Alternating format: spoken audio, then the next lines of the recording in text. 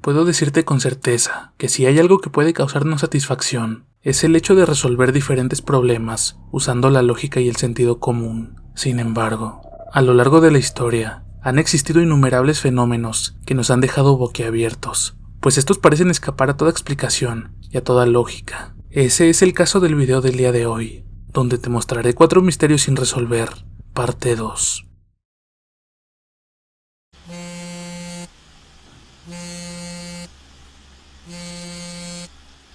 Esta historia comienza con un hombre, Charles Peck, un hombre de 58 años, oriundo de Salt Lake City, divorciado, y que recientemente había decidido rehacer su vida con Andrea Katz, por lo que decidió conseguir un empleo en el aeropuerto de Van Nuys.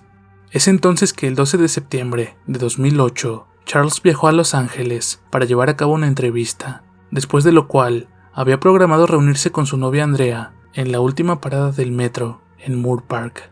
Sin embargo, no volvieron a verse, ya que a las 4:22 de ese día, 2 trenes, uno de pasajeros y otro de carga, chocaron, dejando un saldo total de 135 heridos y 25 fallecidos, lo que fue reportado como el accidente de tren de Chatsworth de 2008.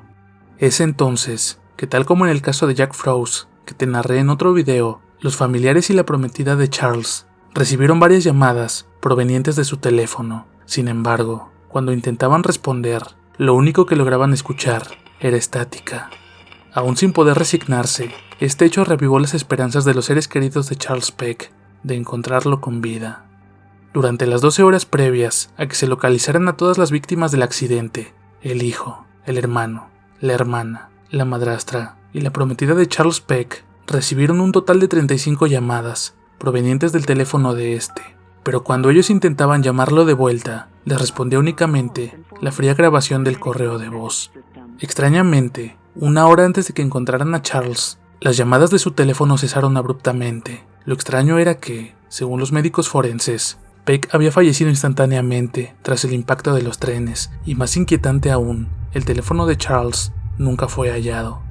Las posibles explicaciones, como te mencioné que ocurriría en estos casos, escapaban en su mayoría a toda lógica, pues algunos teorizan que alguien quiso jugarle una broma a la familia Peck, pero la única persona que sabía el paradero de Charles era su novia Andrea. Otros creen que pudo tratarse de una simple falla telefónica, pero es curioso que las llamadas entrantes nunca fueron conectadas, y que además, las llamadas realizadas desde el teléfono de Charles fueron únicamente hacia las personas más cercanas a él, por lo que algunos otros piensan que esta fue la manera en la que Charles Peck decidió despedirse de las personas que más quiso en esta vida.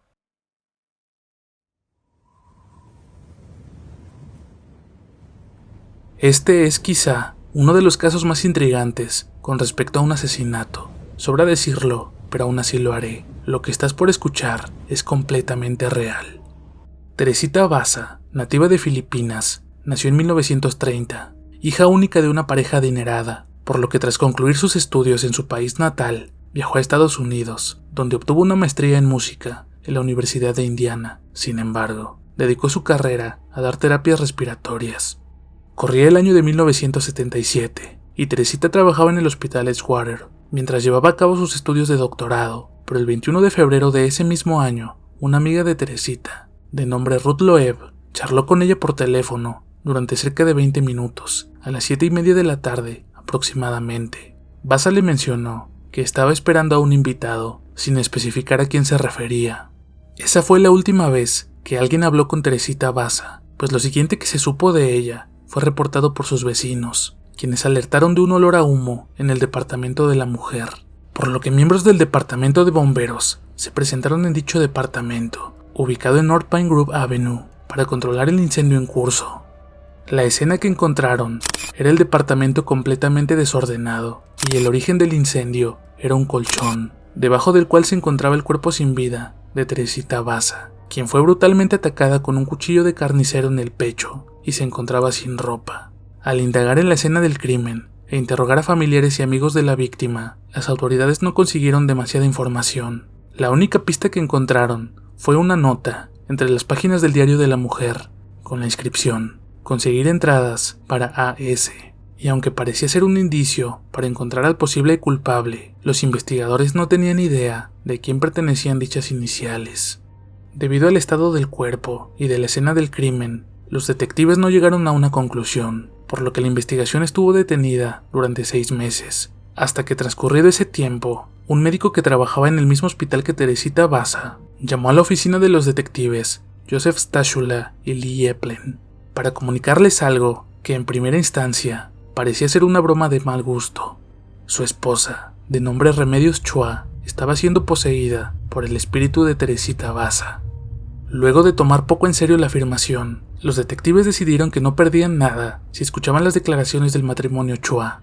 Es entonces que José y Remedios Chua, ambos de origen filipino, contaron lo que habían estado viviendo durante meses, pues Remedios relató que durante días experimentó visiones y sueños donde veía a Teresita. Tiempo después, una noche, la señora Chua entró en una especie de trance cuando fue hallada por su esposo, y al preguntarle qué le pasaba, la mujer respondió con un fuerte acento, diciendo que no estaba hablando con Remedios Chua, sino que estaba hablando con Teresita Vasa. Según el matrimonio, durante este trance, la señora Chua, supuestamente poseída por el espíritu de Teresita, dijo que su asesino seguía prófugo y que el nombre de este era Alan Showery, un camillero que trabajaba en el mismo hospital que Teresita y el matrimonio. Al no estar demasiado convencidos, los detectives Stachula y Eplen pidieron más detalles, como preguntarle a la pareja qué más les había sido comunicado durante la posesión. Y es aquí cuando lo sorprendente comienza, pues el matrimonio contó que no solo sabía la identidad del criminal que arrebató la vida a Teresita, sino que también describieron el ataque, pues Alan Showery había acudido al departamento de Vasa para reparar su televisor, pero cuando éste se percató de que éste le estaba robando, el hombre decidió apuñalarla en repetidas ocasiones y quitarle las prendas para simular un ataque sexual, para finalmente incendiar la casa para eliminar cualquier rastro de su presencia en el lugar. Además de estas declaraciones, también relataron con suma certeza que las joyas que el sujeto había robado a Teresita habían sido traídas de Francia para la madre de esta, y que Alan Showery había regalado varias de estas joyas a su esposa, y en particular, un valioso collar de perlas le había sido entregado al amante de este. Sorprendidos ante tales afirmaciones, los detectives decidieron hacer una pequeña prueba a los Chuan, pues le preguntaron que ya que el cuerpo de Teresita había sido encontrado desnudo, creían que este había sido abusado sexualmente, aunque ellos sabían gracias a los exámenes forenses que el cadáver no había sido profanado. Sin embargo, se quedaron atónitos cuando el matrimonio les respondió que no, que el asesino simplemente había desnudado al cadáver para hacer pasar el crimen como una agresión sexual.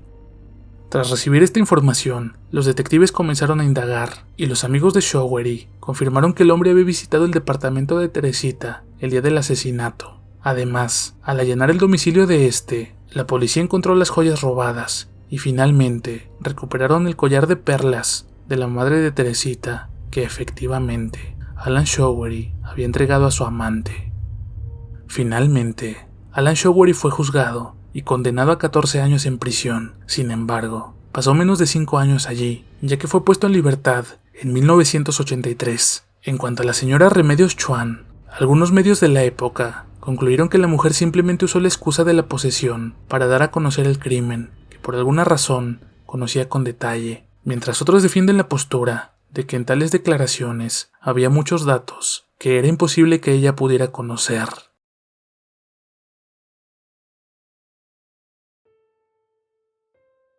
En noviembre de 1961, el mundo se sorprendió con la desaparición de Michael Rockefeller, miembro de la millonaria familia Rockefeller e hijo del entonces gobernador de Nueva York, Nelson Rockefeller. Este misterioso suceso ocurrió en la remota región de la isla de Nueva Guinea, en lo que hoy es parte de Indonesia, y desde entonces ha intrigado a investigadores, periodistas y al público en general. Michael Rockefeller, un aventurero y etnógrafo apasionado, se encontraba en una expedición en busca de artefactos y arte tribal en la región de Asmat, en la costa suroccidental de Nueva Guinea. Sin embargo, su expedición se vio empañada por la tragedia cuando su bote volcó en aguas turbulentas cerca de la costa. Según el relato de los compañeros de expedición de Rockefeller, él decidió nadar hacia la costa en busca de ayuda, mientras que los demás permanecieron en el bote. Sin embargo, a pesar de los intentos y esfuerzos de búsqueda, Michael Rockefeller nunca fue encontrado. La noticia de la desaparición de Michael Rockefeller desencadenó una de las operaciones de búsqueda y rescate más grandes en la historia de la región. Equipos de búsqueda, tanto locales como internacionales, recorrieron la densa selva y las aguas costeras en un esfuerzo por encontrar al joven. A pesar de sus esfuerzos, ninguna pista concluyente sobre su paradero fue descubierta. El misterio que rodea la desaparición de Michael Rockefeller ha dado lugar a numerosas teorías y especulaciones. Algunos creen que pudo haber sido atacado y devorado por cocodrilos en las aguas infestadas de la región, mientras que otros sugieren que pudo haber sido capturado por tribus locales y desaparecido en la selva. Una de las teorías más intrigantes es la sugerencia de que Rockefeller pudo haber sido rescatado por una tribu local y haber vivido entre ellos, pues se cuenta que tiempo después de su desaparición, un fotógrafo viajó hasta la región y filmó cientos de horas de material audiovisual de las tribus de la isla. Dicho material fue almacenado durante décadas, hasta que finalmente salió a la luz y se descubrió algo sorprendente.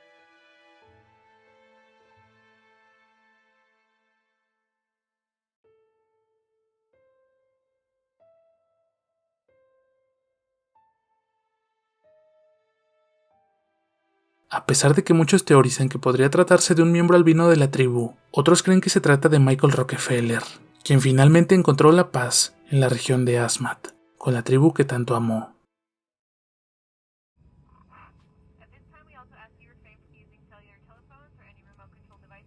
Hace más de una década, el mundo fue testigo de una de las más misteriosas desapariciones en la historia de la aviación moderna. El vuelo MH370 de Malaysia Airlines, un Boeing 777, que desapareció en la madrugada del 8 de marzo de 2014, mientras volaba de Kuala Lumpur a Pekín, con 239 personas a bordo, continúa siendo un enigma sin resolver. El vuelo despegó de Kuala Lumpur a las 12:41, hora local. Todo parecía transcurrir con normalidad, hasta que aproximadamente a la 1:19, la comunicación con el avión se perdió. Los radares perdieron el rastro del MH370, desviándose de su ruta, planificada sobre el mar del sur de China. Los esfuerzos de búsqueda y rescate desencadenaron una de las operaciones más grandes y costosas en la historia de la aviación. Durante semanas, aviones y barcos de múltiples naciones recorrieron vastas áreas del Océano Índico en busca de cualquier indicio del paradero del avión. Sin embargo, las esperanzas se desvanecieron cuando los días se convirtieron en semanas y las semanas en meses, sin ningún rastro del avión o sus ocupantes. Las teorías sobre lo que pudo haber ocurrido con el vuelo MH370 son abundantes, pero ninguna ha sido confirmada.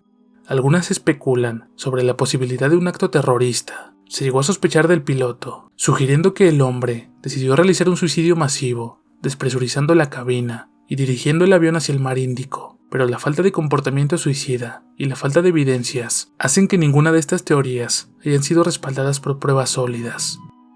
Aunque los esfuerzos de búsqueda oficialmente cesaron en enero de 2017, el misterio del vuelo MH370 continúa siendo objeto de debate, especulación y conmoción en todo el mundo. A pesar de los avances tecnológicos y la dedicación de los investigadores, la desaparición del MH370 sigue siendo uno de los mayores enigmas de la aviación moderna.